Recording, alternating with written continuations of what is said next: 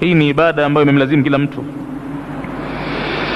Na katika watu watakaokuwa matajiri sana yaumul qiyama, wana hadhi na wana mali nyingi sana, ni kwa sababu ya Qur'ani, kitu cha bure bure kabisa, kwamba kashughulika nacho ana al-laili wa atrafa an-nahari, katika sehemu za ncha za usiku na katika sehemu za mchana kashughulika. Hapa kaisomesha, hapa anasoma yeye mwenyewe, na aliyowasomesha wanaitumia, wanasomesha wenzi wao na wanaitumia katika ibada. Ni faida moja kubwa sana kwenye Qur'ani. Khairukum, ikutoshe kauli ya Mtume aliyosema, mbora wenu Waislamu, man taallama alqur'ana, ni yule aliyejifunza Qur'ani, wa allamahu, na kuwafunza na wengine. Mbora wenu sana.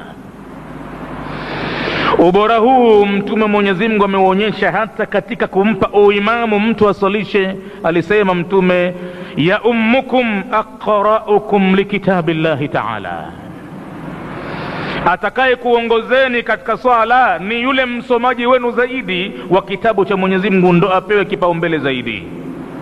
Hata kama amewazidi watu, hata kama wamemzidi yeye watu kwa umri, wamemzidi kwa pesa, wamemzidi kwa elimu nyingine za kidunia, wamemzidi kwa kila kitu, lakini yeye ndo Mwenyezi Mungu kishampa kipaumbele kwamba anaweza kutamka maneno ya Mwenyezi Mungu vizuri zaidi kuliko wengine. Mtume wa Mwenyezi Mungu akaonyesha tena fadhila ya Qur'ani, lakini kwa mtu aliyeisoma mwenyewe, kaishughulikia mwenyewe, hakutoa pesa kwa hapa watu wafanye. Akaonyesha kipaumbele kwa mtu ambaye hata kama kesha kufa, kaondoka duniani katika vita vya Uhud, maiti za Kiislamu 70 zile zilouawa, zilikuwa kuna dhiki ya makaburi kumchimbia kila mtu na lake. Maana watu 70 utawachimbia kaburi vipi kila mtu na lake jangwani kama pale, na watu washakuwa majuruhi, taabane, wamepigwa kipigo kikubwa.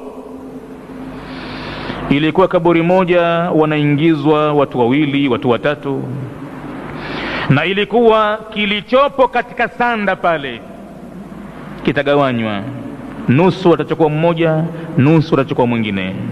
Ilikuwa dhiki, na maiti nakafiniwa na sanda alionayo mwenyewe, ikiwa pale vitani kile kitu ambacho anacho mwenyewe pale. Kama haikutosha, sehemu iliyobaki kama miguuni itafungwa majani. Kisha Mtume lakini huuliza, maiti hawa tukiwaweka ndani ya kaburi moja, yupi tumweke mbele katika mwana wa ndani upande wa kibla, ili iwe ni salama kwa wengine wa nyuma, ili iwe ni nuru anawashia taa wenziwe, maana kuna kiza